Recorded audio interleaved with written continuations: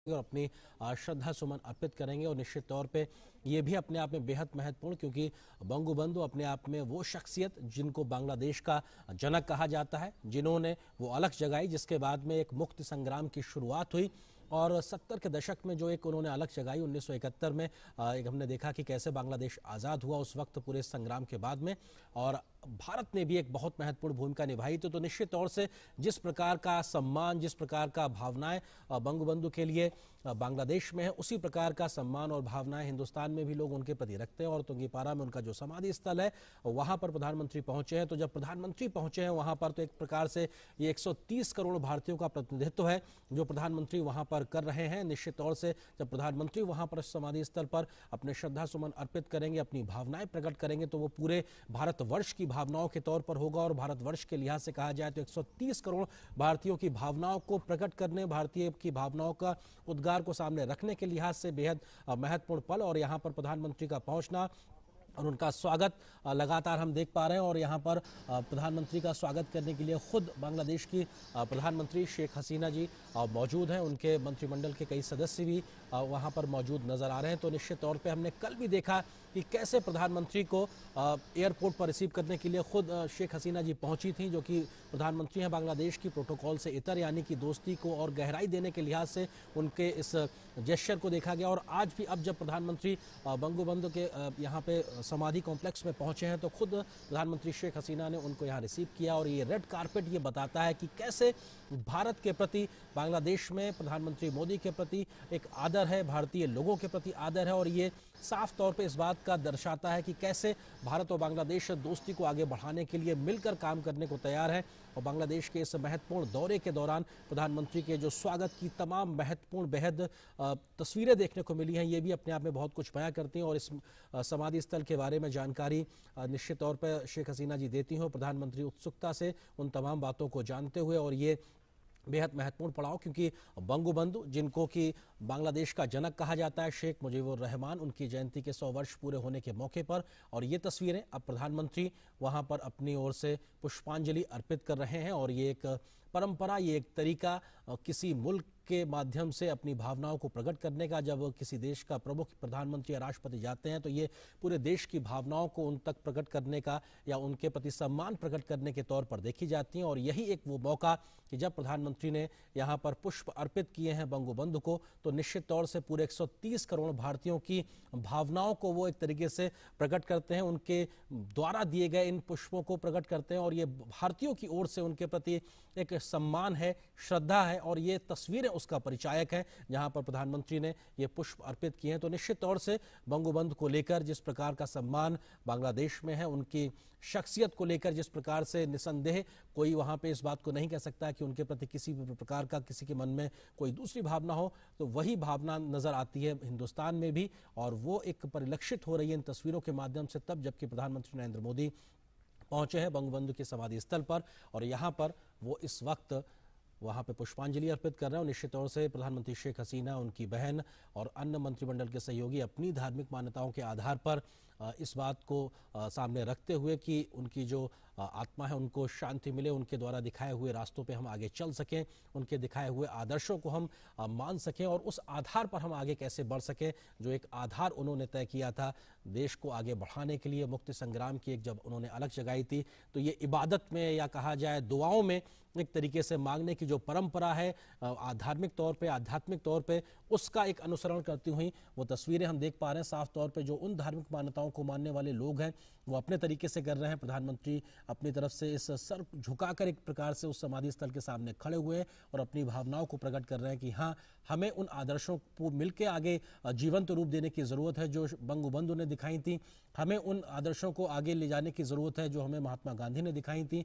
और ये एक प्रकार से एक रिचुअल तरीके से कह सकते हैं या एक परंपरागत तरीके से कह सकते हैं, उन भावनाओं को प्रकट करने का ये एक मौका बेहद महत्वपूर्ण, क्योंकि ये एक जुड़ाव को प्रकट करता है। क्योंकि ये जुड़ाव सिर्फ दो देशों का नहीं, ये दो प्रधानमंत्रियों के बीच का जुड़ाव नहीं, बल्कि ये उन करोड़ों करोड़ों लोगों के बीच का जुड़ाव है। जो जुड़ाव ये बताता है कि आखिर कैसे हिंदुस्तान और बांग्लादेश एक दूसरे के साथ में जुड़े हुए हैं, रचे बसे हुए हैं। और निश्चित तौर से यहाँ से अब ये बात आगे बढ़ती है। और यहाँ पर प्रधानमंत्री ने अपनी भाव यहाँ प्रकट किए, उनके सामने अपनी इबादत, अपनी दुआ, अपनी प्रार्थना, अपनी भावनाएं, अपनी पुष्पांजलि अर्पित की। और साफ तौर पे इस बात को कहीं ना कहीं उनके मन में रहा होगा कि महात्मा गांधी और बंगबंधु ने जो आदर्श दिखा के रखे हैं, जो साझा विरासत हमको दी है, हमें उन आदर्शों पे मिलकर कैसे समृद्ध दोनों मुल्कों को बनाना है और साथ ही साथ दोनों मुल्क ही नहीं बल्कि इस पूरे क्षेत्र को और विश्व की बेहतरी के लिए काम करना है। तो ये कॉम्प्लेक्स, ये म्यूजियम नहीं, ये समाधि स्थल बंगबंधु का जो अपने आप में बेहद महत्वपूर्ण, और ये बांग्लादेश के हर एक व्यक्ति के लिए एक बहुत महत्वपूर्ण स्थल है, क्योंकि यहाँ पर लोगों के आने के बाद में स्वतः एक भाव अलग प्रकार का उत्पन्न होता है, उनके मन में उस प्रकार का एक भाव उत्पन्न होता है कि ये वो शख्सियत से जुड़ा हुआ एक संग्रहालय है, एक कॉम्प्लेक्स है, जहाँ पर उन्होंने देश की आज़ादी के लिए अलग जगाई थी। और उनकी शख्सियत को लेकर किसी को भी संदेह नहीं, निसंदेह वो अपने आप में वो व्यक्ति हैं जिन्हें बांग्लादेश का जनक कहा जाता है। और उनके प्रति, उनके कामों के प्रति, उनकी भावनाओं के, आदर्शों और मूल्यों के प्रति अपने भाव को प्रकट करने के लिए 130 करोड़ भारतीयों की ओर से अपने पुष्पांजलि अर्पित करने की ओर से प्रधानमंत्री का ये दौरा बेहद महत्वपूर्ण। और इस रेड कारपेट पर उनकी अगवानी करने के लिए खुद बांग्लादेश की प्रधानमंत्री शेख हसीना, अपनी बहन और अपने मंत्रिमंडल के अन्य सहयोगियों के साथ में उनका मौजूद रहना, ये भी बहुत कुछ बयां करता है और साफ तौर पे ये दिखाता है कि आखिर कैसे दोनों देशों के संबंधों की जो गहराई है वो बेहद मजबूती के साथ में जुड़ी हुई है। और ये गहराई लगातार बढ़ती दिखाई पड़ रही है। और ये कॉम्प्लेक्स की तस्वीरें जो हम लगातार देख रहे हैं तुंगीपारा से, ये गोपालगंज ज़िले का एक हिस्सा है बांग्लादेश में। और हमने देखा कि आज प्रधानमंत्री जब ढाका से सुबह निकले तो पहले यशस्वेश्वरी मंदिर पहुंचे, जो कि एक सतखीरा में है, शक्तिपीठ है, 51 शक्तिपीठों में से एक। वहां पर अपनी धार्मिक मान्यताओं के आधार पर पूजा अर्चना करने के बाद में प्रधानमंत्री का आज के कार्यक्रम का दूसरा महत्वपूर्ण पड़ाव ये इस वक्त तुंगीपारा में, प्रधानमंत्री गोपालगंज में मौजूद हैं, जहां पे बंगबंधु के समाधि कॉम्प्लेक्स, और यहाँ पर प्रधानमंत्री का अगवानी करने के लिए खुद बांग्लादेश की प्रधानमंत्री शेख हसीना, अपनी बहन और अपने मंत्रिमंडल के सहयोगियों के साथ में मौजूद। तो अपने आप में बेहद खास प्रधानमंत्री का ये दौरा। और अगर हमारे साथ में लगातार मौजूद अगर है हमारी सहयोगी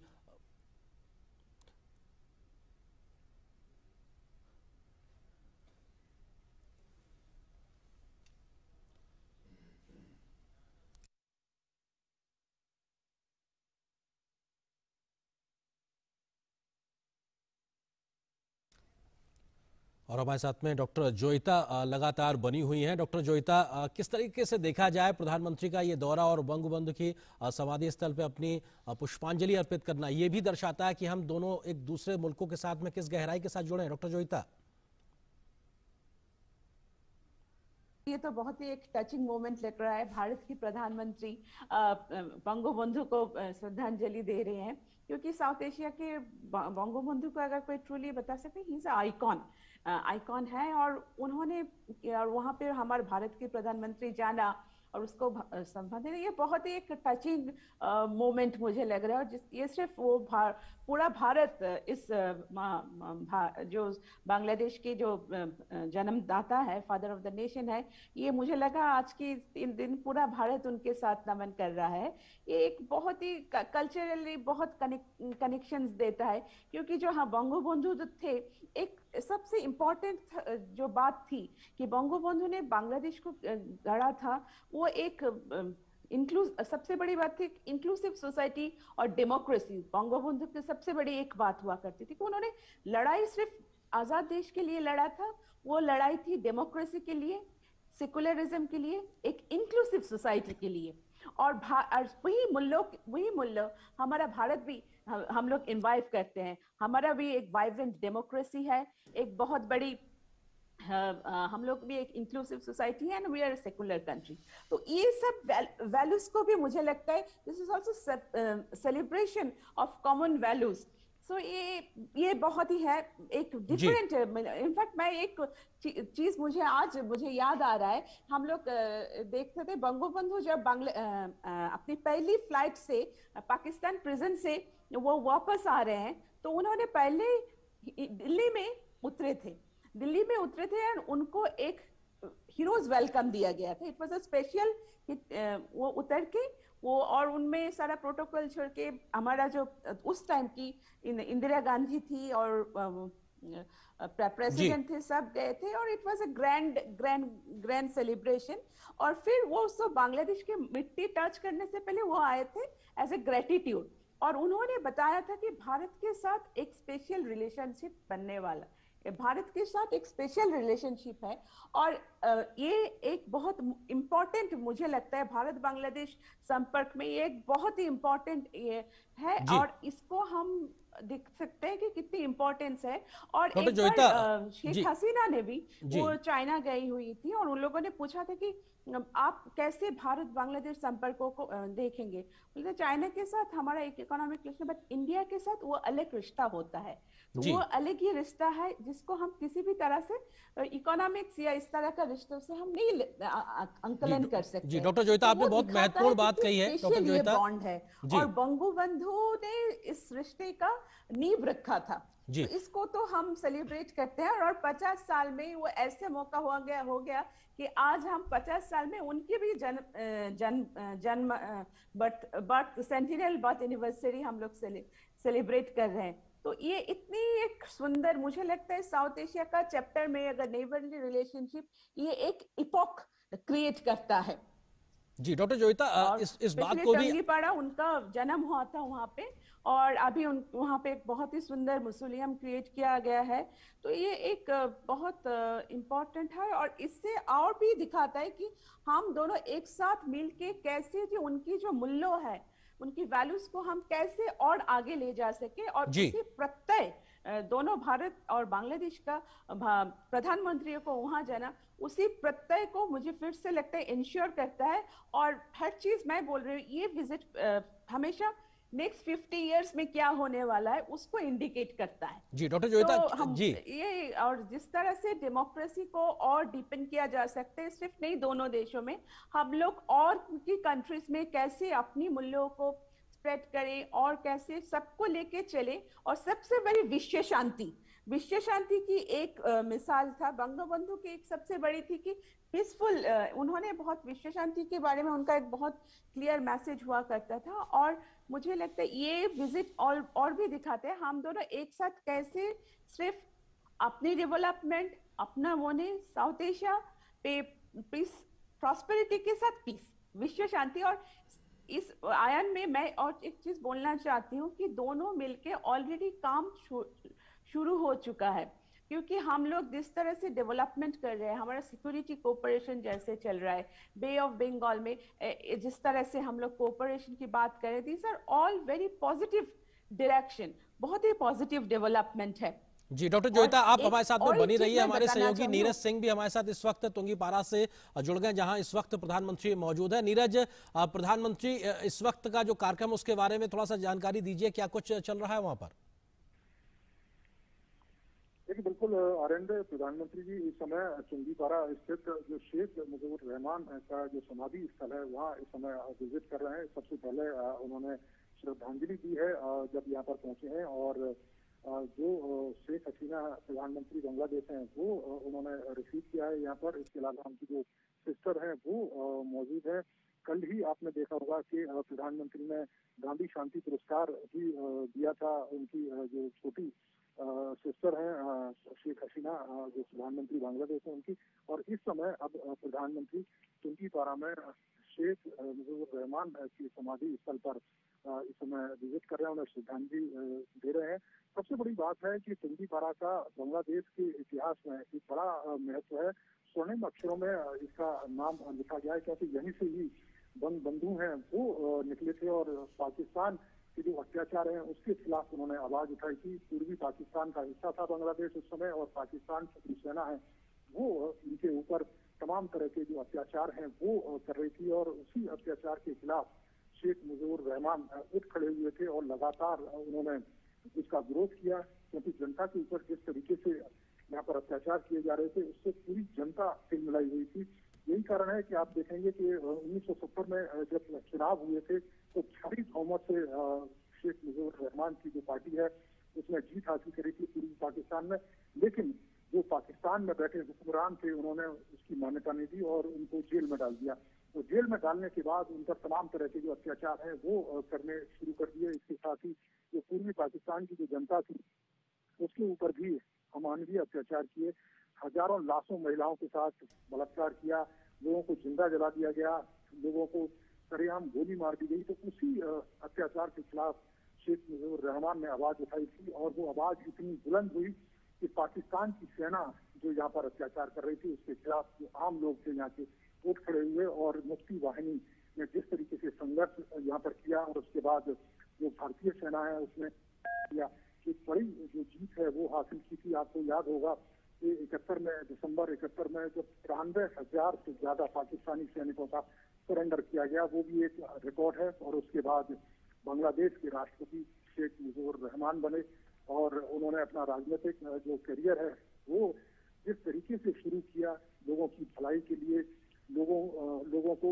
ज्यादा से ज्यादा जो सत्ता है उसका लाभ किस तरीके से पहुंचाया जा सकता है, लोगों का जो काम है वो ज्यादा किस तरीके से किया जा सकता जी नीरज, यहाँ तक कि उन्होंने एक जो वाक्य है वो ये कहा था कि अगर मैं किसी बात को कह रहा हूँ और कोई मेरी बात का विरोध कर रहा है तो इसका मतलब ये नहीं है कि उसे जीने का अधिकार नहीं है। तो लोकतंत्र में वो विरोधियों की बात को सहने की भी क्षमता रखते थे। इस तरह की राजनीति उन्होंने की और फिर राजनीतिक हिंसा का शिकार हुआ। उसके बाद पूरे परिवार को उनके मार दिया गया और जो उनकी जो बेटियां थी शेख हसीना और उनकी जो छोटी बहन है वो उस समय जर्मन में थी, वो बच गई थी लकीली। और उसके बाद वो भारत लौटी और भारत लौटने के बाद 1981 में उन्होंने यहाँ की राजनीति में प्रवेश किया। और आप अगर देखेंगे कि जो बांग्लादेश का जो शुरुआती दौर था, जो 75 के बाद जिस तरीके की राजनीतिक अराजकता रही है, उसके बाद जब शेख हसीना ने प्रधानमंत्री पद का ग्रहण किया या प्रधानमंत्री पद पर पहुंची, उसके बाद राजनीतिक स्थिरता देखने को मिली और बांग्लादेश विकास के भी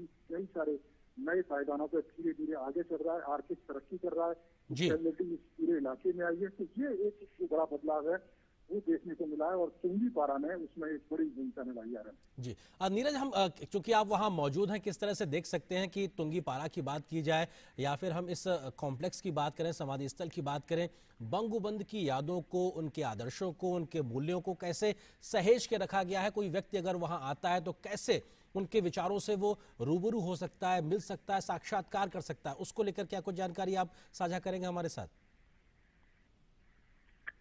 देखिए बिल्कुल, यहाँ पर एक बाकायदा म्यूजियम यहाँ पर बनाया गया है। बंगबंधु से जुड़ी हुई तमाम जो चीजें हैं वो यहाँ पर रखी हुई है, उनकी हर एक तस्वीर मौजूद है। उन्होंने संघर्ष। नीरज, हम आपको फिलहाल रोकना चाहेंगे, आपसे हम ये बातचीत जारी रखेंगे, लेकिन इस वक्त जो तस्वीरों में हम देख पा रहे हैं प्रधानमंत्री यहाँ पर इस कॉम्प्लेक्स में अपनी भावनाएं यहाँ उकेरते हुए, अपने बातें यहाँ पे लिखते हुए उस विजिटर बुक में कि आखिर जब वो यहाँ आए तो उन्होंने क्या महसूस किया। और जैसा कि हमने कल भी देखा था, उन्होंने वॉर मेमोरियल पे अपने शब्दों को उकेरा था, अपनी भावनाओं को प्रकट किया था। इसी प्रकार से प्रधानमंत्री यहाँ पर अपनी बात को शब्दों के माध्यम से, जो विजिटर बुक है, जो आगंतुक पुस्तिका जिसको कहा जाता है, जब भी कोई बड़ा व्यक्ति कहीं पे विजिट करता है तो उसने क्या महसूस किया, किस प्रकार की भावनाओं को देखा, वो जो उनके मन के उद्गार होते हैं उनको वो प्रकट करते हैं विजिटर बुक में। और ये एक प्रकार से एक पुस्तिका, एक ऐसी बुक होती है जो हमेशा सहेज के रखी जाती है। इसमें तमाम गणमान्य लोगों की भावनाएं यहाँ पे संकलित रहती हैं और ऐसी ही इस बुक पे प्रधानमंत्री ने अपनी बातों को शब्दों के माध्यम से सामने रखा है। और ये एक तरीके से एक मौका होता है कि जब वो आज इस मौके पर यहाँ पर आए थे तो उन्होंने क्या महसूस किया और इस विजिटर बुक में उन्होंने अपनी बात रखी और अपने साइन किए। तो निश्चित तौर से अभी कुछ देर बाद हमको ये भी जानकारी मिलेगी कि आखिर उन्होंने यहाँ पर अपने क्या शब्दों को उकेरा है, क्या भावनाओं को व्यक्त किया है। नीरज हमारे सहयोगी लगातार हमारे साथ बने हुए। नीरज, आप अपनी बात पूरी करें। देखिए बिल्कुल, मैं वही बता रहा था आनंद कि जो भी विजिटर यहाँ पर पहुँचता है उसके लिए बंगबंधु से जुड़ी हुई तमाम जो चीजें हैं वो यहाँ पर मौजूद है। एक बाकायदा म्यूजियम बनाया गया है और उन सभी तस्वीरों को वहाँ दर्शाया गया है कि किस तरीके से बंगबंधु ने यहाँ पर आंदोलन किया, किस तरह से पॉलिटिकल जो सत्ता है वो उन्होंने हासिल की, किस तरीके से यहाँ पर हिंसा का एक दौर चला था बांग्लादेश के अंदर, किस तरीके से जो पाकिस्तान की सेना का जो अत्याचार है वो हो रहा था। तो वो तमाम जो दृश्य हैं वो फोटो प्रदर्शनी के माध्यम से यहाँ पर एक एग्जीबिशन लगाई गई है और एक म्यूजियम है, वहाँ पर जो भी विजिटर हैं वो उसे देख सकते हैं। और इसके अलावा जो तमाम उनसे जुड़ी हुई जो चीजें हैं वो यहाँ पर मौजूद है। तो निश्चित तौर पर कोई भी व्यक्ति जब यहाँ पर विजिट करेगा, कोई भी व्यक्ति जब यहाँ पर देखने के लिए समाधि स्थल आता है तो बंगबंधु से जुड़ी तमाम जो जानकारियां हैं या उनसे जुड़ी हुई तमाम जो चीजें हैं वो यहाँ पर मौजूद हैं। उनको देखकर उनके संघर्षों को वो याद कर सकता है, उनके संघर्षों से वो सीख सकता है, क्योंकि वो लगातार भलाई की बात करते थे, लगातार राजनीति में शुचिता की बात करते थे, लगातार राजनीति में पारदर्शिता की बात करते थे। लगातार तुंगीपारा से वो जगह है कि जहाँ से उन्होंने संघर्ष किया और यहीं से वो राष्ट्रपति के पद तक पहुंचे। तो आप समझ सकते हैं कि बांग्लादेश के इतिहास में तुंगीपारा का नाम कितना महत्वपूर्ण है। और ये मौका आज इसलिए भी सबसे ज्यादा खास हो जाता है आनंद कि भारत का कोई भी प्रधानमंत्री ये पहली बार है कि यहाँ तुंगीपारा विजिट करने के लिए आया। और ये हम देखेंगे कि जिसमें भी अगर आप देखें कि जो वीवीआईपी की विजिट रहती है वो ज्यादातर ढाका या उसके इर्द गिर्द ही सिमट के रह जाती है, लेकिन प्रधानमंत्री नरेंद्र मोदी ढाका भी पहुंचे, इसके अलावा तुंगीपारा भी पहुंचे। आपने देखा कि टेंपल में उन्होंने दर्शन भी किए, वहाँ पर पूजा भी की, और इसके अलावा अब जो मुचुआ कम्युनिटी है उनके पास भी हो जाएंगे। तो उन्होंने कोशिश करी है कि बांग्लादेश के अंदर तमाम जो समुदाय के लोग हैं उनसे जुड़े हुए जो प्रतीक हैं, खासतौर से अगर हम समाधि स्थल की बात करें तो यहाँ पहुंचे हैं। और इसके अलावा जो अल्पसंख्यक उनके जुड़े हुए महत्वपूर्ण जो स्थान है, जो पूजनीय स्थान है, जो शक्तिपीठ है 51 शक्तिपीठों में, तो वहाँ पहुंचे। तो आप समझेंगे कि उन्होंने करीब करीब पूरे बांग्लादेश का एक तरीके से जायजा लिया है, भ्रमण किया है। और ये बहुत कम देखने में सामने आता है, क्योंकि कोई भी राष्ट्राध्यक्ष या प्रधानमंत्री अगर आता है तो ढाका या उसके आसपास ही उनकी जो यात्रा है वो रहती है। लेकिन प्रधानमंत्री नरेंद्र मोदी ने पहली बार, ये एक रिकॉर्ड है कि तुंगीपारा पहुंचे और शेख मुजीबुर रहमान समाधि स्थल पर उनको श्रद्धांजलि दी। नीरज, बहुत महत्वपूर्ण बात का आपने जिक्र किया है कि निश्चित तौर से ढाका के आसपास तक ही किसी भी राष्ट्र प्रमुख की यात्रा सीमित रहती है, लेकिन प्रधानमंत्री नरेंद्र मोदी की यात्रा तुंगीपारा तक है। और ये अपने आप में इस बात को इंगित करने के लिए बहुत महत्वपूर्ण है कि बंगबंधु को लेकर भारत और भारतीयों की जो भावना है उसके प्रकट करने के लिहाज से, उसको श्रद्धांजलि अर्पित करने के लिहाज से, उनके प्रति अपनी भाव प्रकट करने के लिहाज से ये बेहद महत्वपूर्ण है। और आपने इस बात का भी नीरज जिक्र किया कि अन्याय के खिलाफ और न्याय की लड़ाई की एक तरीके से उद्घोषणा के लिहाज से तुंगीपारा को जाना जाता है, और यहीं से वो अलग की शुरुआत हुई थी जिसने मुक्ति संग्राम की एक शुरुआत की थी। तो किस तरीके से ये भी अपने आप में बेहद महत्वपूर्ण, नीरज? देखिए, बिल्कुल महत्वपूर्ण है, क्योंकि तुंगीपारा ही एक ऐसी जगह थी जहाँ से जब पाकिस्तान ने अत्याचार करना शुरू किया तो यही से सबसे पहले जो आवाज है वो उठनी शुरू हुई। और आप आनंद देखें, इस समय प्रधानमंत्री जो शेख मुजीबुर रहमान की समाधि स्थल है वहाँ से निकलकर और एक पेड़ है उसको यहाँ पे लगाएंगे। प्रधानमंत्री ने अपनी यात्रा की शुरुआत में भी एक पेड़ लगाया था, और आज भी जब तुंगीपारा पहुंचे हैं प्रधानमंत्री तो एक पेड़ यहाँ पर लगा रहे हैं। जी, तो निश्चित तौर से कल हमने देखा था कि प्रधानमंत्री ने अर्जुन, जो कि एक बहुत मेडिसिनल प्लांट कहलाता है और उसकी बेहद बहुत खूबियां होती हैं, एक तरीके से औषधीय पेड़ के तौर पे होता है, उसका उन्होंने रोपण किया था। और आज भी यहाँ पर वो एक पेड़ का लगा रहे हैं। ये एक प्रतीकात्मक तस्वीर के तौर पे भले ही कहा जाए, लेकिन इसके मायने बहुत होते हैं।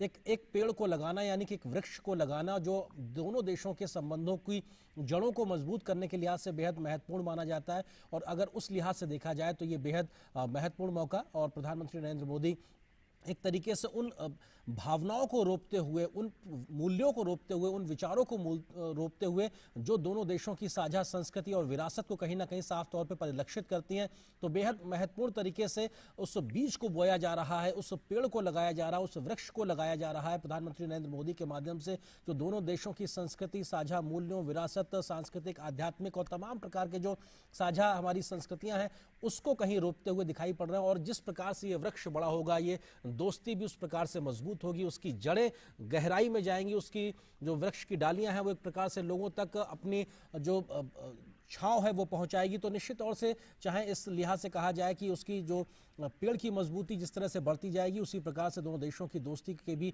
प्रगाढ़ होते संबंधों के तौर पर देखा जाता है। तो ये अपने आप में बेहद महत्वपूर्ण मौके के तौर पर, और प्रधानमंत्री के द्वारा इस पेड़ को लगाना और इस जगह पे तुंगीपारा में, जहाँ से एक प्रकार से बंगबंधु ने अलख जगाई थी अन्याय के खिलाफ न्याय की आवाज उठाई थी, वहां पर इस प्रकार से दोनों देशों की दोस्ती को मजबूती प्रदान करने के लिए एक पेड़ को रोपना, और ये अपने आप में बेहद महत्वपूर्ण तस्वीर है कि किस तरीके से यहां से भी प्रधानमंत्री ने एक बड़ा संदेश देने की कोशिश की है। हमारे सहयोगी नीरज हमको बता रहे थे कि किसी भी राष्ट्र प्रमुख की अक्सर बांग्लादेश की जो यात्रा है वो ढाका, क्योंकि वो राजधानी है, वहां और आसपास सीमित होती है, लेकिन तुंगी पारा तक किसी राष्ट्र के प्रमुख नेता का यहाँ पहुंचना ये भी अपने आप में एक बहुत बड़ा एक मैसेज है। और प्रधानमंत्री मोदी ने यहां आकर इस बात को सिद्ध किया है कि कैसे भारत और 130 करोड़ भारतीयों की भावनाएं बंगबंधु जो कि शेख मुजीबुर रहमान है उनके प्रति साफ तौर पर जुड़ी हुई। और हमने देखा कि साल 2020 का गांधी शांति पुरस्कार के लिए भी बंगबंधु को चुना गया। तो निश्चित तौर से उनके जो मूल्य हैं, जो आदर्श हैं, उसके साथ में किस प्रकार से भारत ने उनको समर्थन दिया है और भारत के माध्यम से गांधी शांति पुरस्कार का उनके प्रति उनके नाम का चयन करना, ये भी उनके मूल्यों को एक तरीके से प्रकट करता है। और प्रधानमंत्री का यहाँ तक का जो दौरा है ये भी अपने आप में खासा महत्वपूर्ण। और ये इस वक्त तुंगीपारा के जो बंगबंधु समाधि स्थल जो कॉम्प्लेक्स है वहाँ की तस्वीरें हैं। शेख हसीना जो कि प्रधानमंत्री हैं बांग्लादेश की, वो अपनी बहन के साथ में और अपने मंत्रिमंडल के सहयोगियों के साथ में उन्होंने प्रधानमंत्री नरेंद्र मोदी का यहाँ पर स्वागत किया है। और आज के महत्वपूर्ण पड़ाव के लिहाज से ये दूसरी तस्वीर है। इससे पहले हमने देखा प्रधानमंत्री शक्तिपीठ पहुंचे थे और अब यहाँ पर तुंगीपारा में है, और यहाँ के बाद में प्रधानमंत्री का ओराकंडी की ओर रवाना होने का कार्यक्रम है, जहाँ पर वो एक और कम्युनिटी रिसेप्शन में भी शामिल होंगे। इसके अलावा वहाँ पर जो मतुआ समुदाय का जो महत्वपूर्ण जो मंदिर है वहाँ पर भी वो पूजा अर्चना करेंगे। तो काफ़ी खास कार्यक्रम के लिहाज से आज की ये तस्वीरें, और ये तस्वीरें अपने आप में बहुत कुछ बयां करती हैं। खुद प्रधानमंत्री लगातार इस बात को कहते रहे हैं कि महात्मा गांधी हों या बंगबंधु हों, उनके द्वारा दिखाए हुए जो रास्ते हैं वही हमारे दोनों देशों का भविष्य को लिए बड़ा एक रोड मैप दिखाते हैं, एक तरीके से तैयारी करते हैं कि कैसे दोनों देश मिलकर इस दिशा में आगे बढ़ सकते हैं। और कल प्रधानमंत्री ने इस बात का भी जिक्र किया था कि एक बेहद सुखद संयोग है कि बांग्लादेश की आज़ादी के 50 वर्ष और भारत की आज़ादी के 75 वर्ष एक साथ लगभग एक वर्ष में आ रहे हैं। और यहाँ से इस पड़ाव से हमको अभी आगे ये तय करने की ज़रूरत है कि आने वाले अगले 25 वर्ष कैसे होंगे। ये अपने आप में बहुत महत्वपूर्ण है और इन 25 वर्षों में हमको